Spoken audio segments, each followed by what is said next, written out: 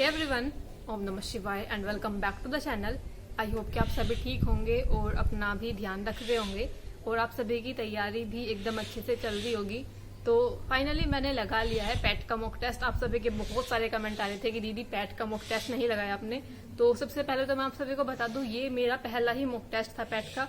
और सही बता रही हूँ, बिल्कुल एग्जैक्ट। मतलब जब मैं मॉक टेस्ट लगाने के लिए बैठी थी ना, उस टाइम पर मुझे ये भी नहीं पता था कि इसमें सब्जेक्ट कितने आते हैं, कौन कौन से सब्जेक्ट आएंगे, कितने घंटे का ये मॉक टेस्ट रहेगा। मतलब पूरा पेपर जो होता है कितने घंटे का होता है, क्योंकि इससे पहले जितने भी पैट के भी जो एग्जाम हुए हैं मैंने कभी नहीं दिया है। पहली बार मैंने पैट का फॉर्म फिल किया, पहला ही मेरा मॉक टेस्ट था। ना मुझे ये पता था कि किस टाइप से, मतलब किस सब्जेक्ट से कितने क्वेश्चन बनेंगे, हिंदी आएगी, रीजनिंग आएगी, मैथ कितने नंबर का आएगा, कुछ नहीं पता था। लेकिन जैसे ही मॉक टेस्ट मैंने स्टार्ट किया और सबसे पहले फिर मैंने साइड में जो 3 लाइन होती है ना, उस पर क्लिक करके देखा कि इसमें कितने क्वेश्चन रहने वाले हैं, क्योंकि टाइम तो मुझे समझ में आ गया था। जैसे ही मैंने मॉक टेस्ट ओपन किया 2 घंटे आ गए थे उसमें टाइम। फिर मैंने इधर साइड में क्लिक करके देखा कि क्वेश्चन कितने हैं। तब मैंने देखा कि क्वेश्चन सिर्फ 100 हैं और 2 घंटे से मिले हुए हैं। तो मुझे लगा कि हाँ चलो इतना टाइम ठीक है, क्योंकि जनरली हम जिस भी पेपर की तैयारी कर रहे हैं, जैसे यूपीएसआई की कर रहे हो, यूपी पुलिस की कर रहे हो, उसमें क्या होता है आपको 150 क्वेश्चन करने हैं और 2 घंटे में करने हैं। यहाँ पर आपको 100 क्वेश्चन करने हैं, उसके लिए 2 घंटे मिल रहे हैं। उसके बाद भी वैसे मुझे ज्यादा क्वेश्चन जो देखने को मिले वो मैथ रीजनिंग में तो कुछ खास मुझे लगे नहीं क्वेश्चन। मतलब एक तो मैथ में तो सिर्फ एक ही चैप्टर से क्वेश्चन आ रहे थे, ग्राफ वाले चैप्टर से ही आ रहे थे, और तो कोई मुझे उसमें क्वेश्चन मिला नहीं मैथ वाले चैप्टर में।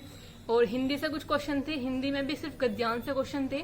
और जो जनरल जो बेसिक हिंदी होती है या व्याकरण वाला जो पार्ट होता है, कुछ खास था नहीं, सिर्फ एक ही क्वेश्चन था, चीर और चीर वाला, उसका क्या था। और इंग्लिश भी आती है इसमें, मतलब बहुत ही बुरा हाल था, क्योंकि इंग्लिश बिल्कुल नहीं आती मुझे। और इंग्लिश में भी क्वेश्चन आए हुए थे, आई थिंक 4-5 क्वेश्चन थे इंग्लिश के।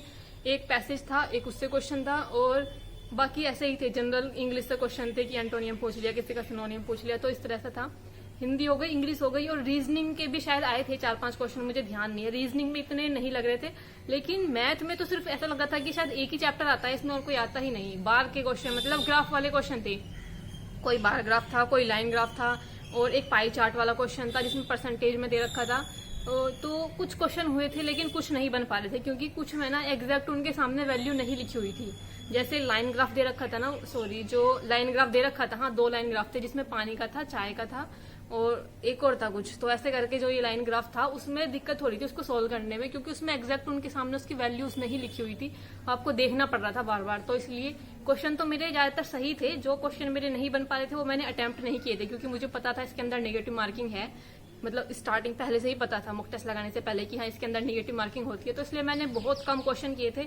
और सबसे ज्यादा जो डिफिकल्ट मुझे लग रहा था वो जीके जीएस लग रहा था, क्योंकि आप सभी को पता है मेरी जीके जीएस पहले ही बहुत ज्यादा बेकार है। आपने देखा होगा मैं जितने भी मॉक टेस्ट लगाती हूँ, चाहे वो यूपीएसआई का मॉक टेस्ट लगाया या फिर यूपी पुलिस का मॉक टेस्ट लगाया, मेरा जीके जीएस के अंदर सबसे ज्यादा बेकार स्कोर रहता है, 18-19 रहता है 40 में से सिर्फ 20 के करीब मेरे क्वेश्चन बनते हैं। और इसमें भी जीके जीएस का पोर्शन मुझे लगता है अच्छा खासा था, क्योंकि जो लास्ट वाला क्वेश्चन था 100 क्वेश्चन तक जीके जीएस थी।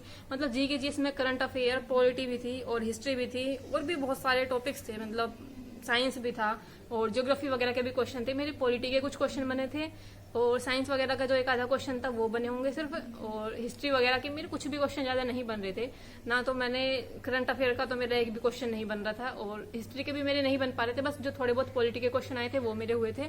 तो ऐसा रहा था। मैथ के ठीक ठाक क्वेश्चन बने थे, लेकिन इसमें यह है ना कि सब्जेक्ट बिल्कुल अलग अलग नहीं दिखा रखे कि मैथ के एग्जैक्ट कितने क्वेश्चन थे, कहाँ से शुरू थे। तो इसलिए मुझे नहीं पता चल पाया ढंग से कि कितने क्वेश्चन मेरे सही गए, कितने क्वेश्चन मेरे गलत गए। लेकिन फिर भी मैं आपको बता दूं, हाँ चलो जितना भी था मेरा स्कोर बहुत कम रहा है, क्योंकि मेरा पहला मॉक टेस्ट था। मुझे ये नहीं पता था कि कितने टाइम में क्या होगा, किस सब्जेक्ट से क्वेश्चन आएंगे, तो कुछ नहीं पता था मुझे बहुत ज्यादा, इसलिए फिर मेरा स्कोर रहा है बहुत ही ज्यादा कम। तो ऐसे ही मतलब ठीक है। देखो, एक तो मैं तैयारी नहीं कर पा रही हूँ पैट का, मैंने एकदम बुक भी खोलकर नहीं देखी मैंने कुछ की पैट में क्या क्या चीजें आएंगी, क्या क्या एग्जाम रहने वाला है। क्योंकि या तो मैं यूपीएसआई की तैयारी करूँ, उसके बाद अभी मेरे डीएलएड के एग्जाम वाले, या फिर उस चीज की तैयारी करूँ। और थर्ड उसमें से एक और चीज चल रही है, अभी आप सभी को पता है एलटी ग्रेड की जो वैकेंसी आई हुई है, उसमें टाइम लग रहा है कि एक तो मैं उसमें देख रही हूँ चीजें कैसे फॉर्म फिलअप होगा, कैसे क्या क्या चीजें रहेंगी, ओटीआर मेरा नहीं हुआ अभी उसके लिए। और उसके बाद सबसे बड़ी बात ये होती है, इसमें देखना पड़ता है कि अगर जैसे मैंने मैथ भी था मेरे पास ग्रेजुएशन में, और फिजिक्स भी था, और केमिस्ट्री भी थी, और उसके फिजिक्स केमिस्ट्री मैथ, तो ये 3 सब्जेक्ट थे मेरे पास। तो इसमें से भी देखना पड़ रहा है कि अगर मैं साइंस से भरती हूँ तो मैं कौन कौन से सब्जेक्ट कॉम्बिनेशन रखूँ, मैथ से रखती हूँ तो कैसे। तो सबसे बड़ी दिक्कत ना, जो ये जो बड़े वाला एग्जाम होता है या लाइक टीजीटी वगैरह के जो एग्जाम रहते हैं अल्टी ग्रेड के, इसमें सबसे बड़ा दिक्कत ना यही होती है कि सब्जेक्ट कॉम्बिनेशन आप क्या रखे। मतलब बहुत दिक्कत होती है। हमको तो इतना नहीं है, मैथ और साइंस वालों को जितना दिक्कत ज्यादा होती है सोशल साइंस वालों को। उसमें बहुत सारे सब्जेक्ट आते हैं, नागरिक शास्त्र, इतिहास, भूगोल, ज्योग्राफी, ये वो पता नहीं इतने सारे सब्जेक्ट बनते हैं। उसके बाद थोड़ी सी दिक्कत तो इसलिए हर एक चीज में, और सबसे बड़ी दिक्कत आ रही है इंग्लिश वालों को। इंग्लिश लिटरेचर के लिए अलग से कुछ बोल रखा है, तो इसलिए थोड़ी सी दिक्कत हो रही है। और कहीं ना कहीं मैं पैट का तो बिल्कुल भी नहीं पढ़ रही। मैंने तो, मुझे समझ नहीं आ रहा कि मैंने फॉर्म तो भर दिया था, लेकिन क्या ही रहेगा। अगर कहीं पास सेंटर आ जाता है तो मैं एग्जाम देने चली जाऊंगी। अगर मुझे लगता है कि कहीं बहुत ज्यादा दूर सेंटर है तो मुझे नहीं लगता कि मैं एग्जाम देने जाऊंगी, क्योंकि मैंने पढ़ा भी कुछ नहीं है। चलो फिलहाल क्वेश्चन देख लेते हैं कि क्या क्या चीजें रही, कितने क्वेश्चन सही हुए, कितने क्वेश्चन गलत हुए हैं और क्या स्कोर रहा था। एक बार ये देख लेते हैं। और ये जो मॉक टेस्ट था, ये था RWA का 27 जुलाई का पैट का मॉक टेस्ट, UPSSC पैट का मॉक टेस्ट। मेरे पास एक लड़की का बहुत बार कमेंट आया था। बहन, पहले तो सबसे ज्यादा सॉरी कि मैंने आपका कमेंट इग्नोर नहीं किया था, बस टाइम नहीं मिल पा रहा था मुझे वो पैट का एग्जाम का मॉक टेस्ट कराने का, एनालिसिस कराने का, क्योंकि और भी बहुत सारी चीजें चल रही थी। मैंने कुछ क्वेश्चन रखे थे, जैसे कि एक हिंदी में क्वेश्चन था कि एक जो गद्यांश दे रखा था उसमें क्वेश्चन था कि जो सम्मान और प्रतिष्ठा मुझे मिली है उस सबका श्रेय मेरे उन्हीं गुरु का है। इसमें कौन सा भाव प्रकट होता है? मैंने लगाया था कि गुरु के प्रति श्रद्धा का भाव यहाँ से प्रकट हो रहा है इस लाइन की वजह से, लेकिन इन्होंने कहा है कि गुरु के प्रति शिष्य भाव यहाँ पर प्रकट हो रहा है, इसलिए हिंदी का ये क्वेश्चन मेरा गलत था। उसके बाद एक मैथ में क्वेश्चन था कि अभियांत्रिकी विभाग के प्राध्यापकों की संख्या प्रबंधन और संरचना विभाग के प्राध्यापकों की कुल संख्या के कितने प्रतिशत है। ये क्वेश्चन मेरा गलत हुआ था, क्योंकि इसमें ना डायरेक्ट आपको वैल्यू सामने नहीं दे रखी थी, उसमें समझ नहीं आ रहा था। जैसे अंतराल दे रखा है 30 से 35 के बीच में दे रखा है, तो आपको खुद देखना है कि वो 31 पर आकर रुक रहा था, 32 पर आकर रुक रहा था। लाइन जो थी ना वो जैसे 30 और 35 के बीच में कोई है तो आपको देखना पड़ेगा कि वो 31 आपको मानो या उसको 32 मानो। इस वजह से कैलकुलेशन में थोड़ी बहुत मिस्टेक आ रही थी इन वाली। और जिसमें डायरेक्ट वैल्यूज दे रखी थी ना, जो बार ग्राफ वाला क्वेश्चन था जो स्टार्टिंग में ही था, तो वो क्वेश्चन सही गए थे मेरे सारे। लेकिन जिनमें ये समझ नहीं आ रहा था ना कि इसके बीच में कौन सी संख्या मानी जाए, वे वाले क्वेश्चन मेरे गलत थे। तो मैथ में ये वाला क्वेश्चन गलत था। और एक क्वेश्चन था कि बताइए इनमें से कौन सा एक शब्द है जो अन्य से 3 शब्दों से भिन्न है। मैंने क्या लगा दिया, भेड़िया, जबकि इसमें होना चाहिए था घोड़ा। तो ये क्वेश्चन मेरा गलत हो गया। रीजनिंग में था शायद ये क्वेश्चन। एक तो सारे 100 के 100 क्वेश्चन ऐसे ही दे रखे हैं, कुछ सब्जेक्ट अलग अलग नहीं दिखा रखा, इसीलिए ज्यादा दिक्कत हो रही थी कहाँ से रीजनिंग शुरू हो रही है, कहाँ से मैथ शुरू हो रहा है। उसके बाद एक साइंस का क्वेश्चन था कि मिल्क ऑफ मैग्नीशिया किस प्रकार का कोलाइड है। मैंने लगाया था कि एरोसोल है, लेकिन इसमें आना चाहिए था सोल। तो ये क्वेश्चन मेरा साइंस वाला गलत हुआ था। मिल्क ऑफ मैग्नीशिया वही होता है जो इनो जो हम घोल कर लेते हैं ना, कि जब कुछ गैस वगैरह हो जाती है। तो ये क्वेश्चन मेरा गलत था। एक और था, साइंस में ही था शायद ये, कि पानी के दबाव की स्थिति में उगने वाले पौधों को किस नाम से जाना जाता है। मैंने लगाया था हाइड्रोफाइटा। एक तो भाई मैंने बायोलॉजी वगैरह नहीं पढ़ी, आई थिंक 10वीं में ही बायोलॉजी अलग हो जाती है और मैथ और साइंस वाला पार्ट अलग हो जाता है। हाँ, तो उसके बाद से मैंने नहीं पढ़ी, तो ये मेरा क्वेश्चन गलत गया था, कुछ नहीं पता था मुझे इसके बारे में। यही क्वेश्चन थे मुझे लगता है 4 से 5 जो मैंने रखे थे। और अभी देख लेते हैं स्कोर की, स्कोर क्या रहा था। स्कोर मैं आप सभी को बता देती हूँ।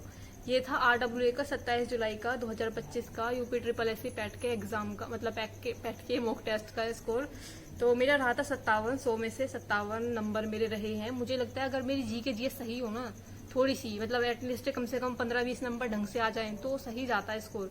लेकिन मेरा बहुत बेकार हाल है जीएस के अंदर। मेरे 57 नंबर थे 100 में से, और 2427 रैंक थी। 17336 में से 86 परसेंटाइल थी। 61 क्वेश्चन सही थे, 16 क्वेश्चन गलत थे, 23 क्वेश्चन अनअटेम्प्ट थे और 79 जो थी एक्यूरेसी थी। तो ये रहा था स्कोर, मैंने आप सभी को बता दिया। देख लिया आप सभी ने मेरा स्कोर क्या है, क्या हाल है मेरे इसके अंदर। क्योंकि देखो मैथ इसमें कुछ ज्यादा डिफिकल्ट आ नहीं रहा था, क्योंकि मैंने देखा ग्राफ के ही सारे क्वेश्चन थे। रीजनिंग भी कुछ डिफिकल्ट नहीं थी, हिंदी भी ठीक थी। इंग्लिश बेकार है, एक तो इंग्लिश नहीं आती, और उसके बाद जो बेकार मुझे लगता वो एक तो करंट अफेयर, क्योंकि मैं नहीं पढ़ पा रही हूँ, अभी टाइम ही नहीं मिल रहा।